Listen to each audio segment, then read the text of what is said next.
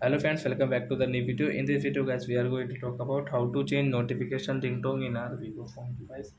Guys, we want to change your notification ringtone, so guys you can change it. And guys, now let's see how to change notification ringtone in our Vivo phone. So before starting video friends, I want to tell you, if you're new in my channel and you are watching my video first time, so first of all go and subscribe my channel and click the bell icon. So guys, now let's start the video. First of all, open your phone setting guys. Guys, click on the sound setting, tap here, and guys scroll it, and guys come your notification ringtone. So which ringtone guys you like, guys you can see there are many types of ringtone. Guys choose an ringtone and guys listen the sound like theme, surprise, simple, clock guys, bubble ringtone guys you want to set. So you can set from here. So example for guys, we will click on this happy ringtone. So I tap here, so your notification ringtone will change into happy.